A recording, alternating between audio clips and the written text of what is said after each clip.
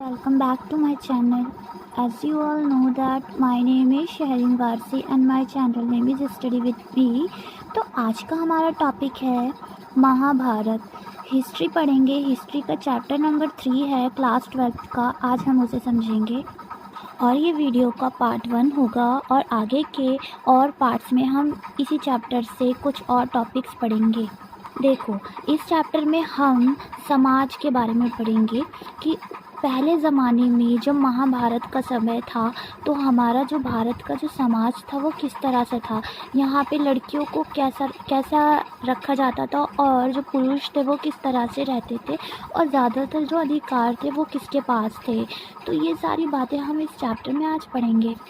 तो सबसे पहले मैं आपको बताना चाहती हूँ कि महाभारत क्या है। देखो, महाभारत दुनिया का सबसे बड़ा और महत्वपूर्ण ग्रंथ है। मतलब ये बहुत बड़ा है, दुनिया में इससे ज़्यादा बड़ा कोई ग्रंथ ही नहीं है। ग्रंथ का मतलब होता है किताब।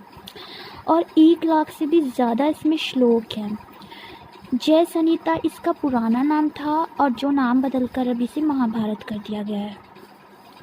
और 1000 वर्ष तक इसकी रचना होती रही। मतलब कितनी पीढ़ियाँ चली गई इसको लिखते लिखते। 1000 साल लगे हैं इसे लिखने में। तो मतलब इसमें क्या क्या बातें होंगी वो तो आपको जानना चाहिए ना।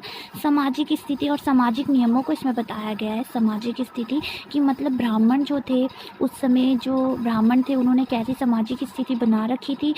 आपने ये कहानी तो बहुत सुनी होगी कि ब्राह्मण जो थे वो अपने आप को ऊंचा मानते थे और जो नीची जाति के लोग होते थे वो उनको बहुत ज़्यादा दयनीय दशा से देखते थे और उनके साथ गलत व्यवहार करते थे। ये तो आपने कहानी पिक्चरों में देखी होगी और सुना भी होगा। तो आज हम इसी के बारे में भी पढ़ेंगे कि कैसी स्थिति थी। तो महाभारत बांधवों के 2 तलों कुरु और पांडव के बीच युद्ध का वर्णन है। अब ये जो युद्ध हुआ था इसका जो कारण था वो सत्ता थी, संसाधन थे, भूमि थी। कि ये दोनों ही बांधव थे। बांधव मतलब रिश्तेदार थे, कज़न थे और ये दोनों ही सिर्फ और सिर्फ सत्ता के लिए और भूमि के लिए एक दूसरे से लड़ पड़े। और अंत में जो जीते वो थे पांडव।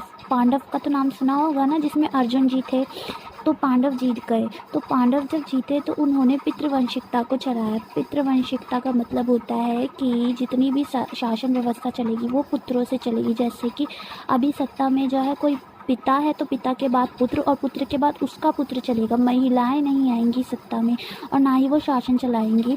और कभी कभी सत्ता में जो शासन होता था वो कुछ अलग तरीके से भी होता था। जैसे कि अगर एक पिता है तो उसका कोई पुत्र नहीं है तो उसका जो भाई होता था वो शासन पर अधिकार जताता था। कभी कभी बंधु और बांधव भी सत्ता पर अपना अधिकार जताते थे।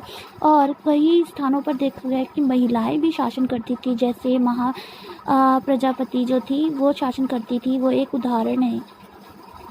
और अब हम पढ़ते हैं महिलाओं की स्थिति क्या थी। हमने पुत्रों और पुरुषों की तो स्थिति के बारे में पढ़ लिया। महिलाओं की जो स्थिति थी वो बिल्कुल अलग थी। महिलाओं को बहुत ही सीमित चीज़ों पर निर्भर रहना पड़ता था और उनको इस तरह से रखा जाता था कि सही समय पे सही व्यक्ति से उनका विवाह किया जा सके और पिता की संपत्ति पे उनका बिल्कुल भी अधिकार नहीं होता था। और जितने भी संसाधन होते थे उन पर सिर्फ और सिर्फ पुत्रों का और पुरुषों का ही अधिकार होता था। और महिलाओं के लिए जो महत्वपूर्ण संसाधन थे वो था स्त्री धन। जैसे कि उनको विवाह के समय उनके जो पिता या रिश्तेदार जो भी उपहार के रूप में सामान देते थे उन पर ही उनका अधिकार होता था और बाकी सारे सामान पर जो है उनके पति का अधिकार होता था। बस महिलाओं के लिए इतना ही इम्पोर्टेंट था कि उनका विवाह कर दिया जाए सही समय पर और सही व्यक्ति से। और विवाह के जो 2 नियम होते थे, अब आप समझो, बहुत ज़रूरी है ये। पहला कि एक ही गोत्र में विवाह नहीं किया जाता था। जैसे हम जाति भी कह सकते हैं। जैसे एक जाति है तो अगर लड़की इस जाति की तो लड़का जो होता है ना वो उसी जाति का नहीं होना चाहिए, तो इसको गलत माना जाता था। और दूसरा ये होता था कि लड़की जब शादी करेगी तो जिस लड़के से वो शादी कर रही है उसका गोत्र अपनाएगी। मतलब आज भी ऐसा होता है ना। जैसे कि एक लड़की शादी करती है किसी से, जैसे फॉर एग्जांपल के लिए मैं आपको बताती हूँ। जैसे कि एक एक्ट्रेस है, उसका नाम है ऐश्वर्या राय। उसका नाम ये था, तो उसने शादी की है एक हीरो से जिसका नाम है अभिषेक बच्चन। तो अब उसके नाम के आगे क्या लगता है? ऐश्वर्या राय बच्चन। तो इसी तरह से पहले भी होता था और ये अभी भी होता है, तो कॉमन है।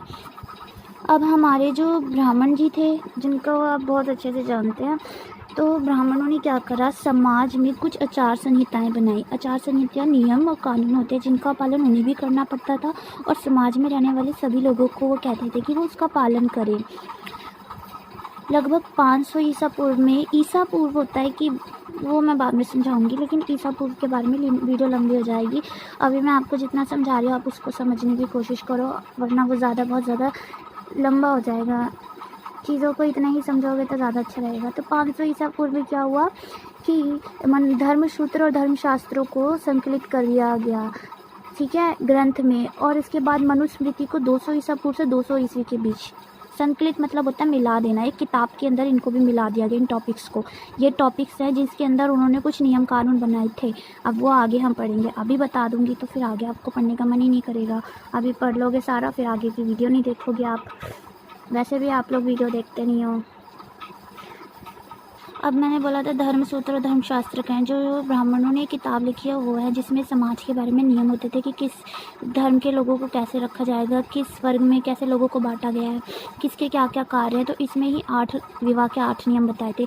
जो 4 नियम थे ना पहले वाले, उनको उत्तम माना जाता था, और नीचे वाले जो 4 थे उनको बुरा माना जाता था। उत्तम मतलब अच्छा, कि जो इन नियमों को पालन करेंगे वो अच्छे लोग हैं, जो नहीं करेंगे, जो नीचे वाले 4 का करेंगे वो गलत लोग हैं।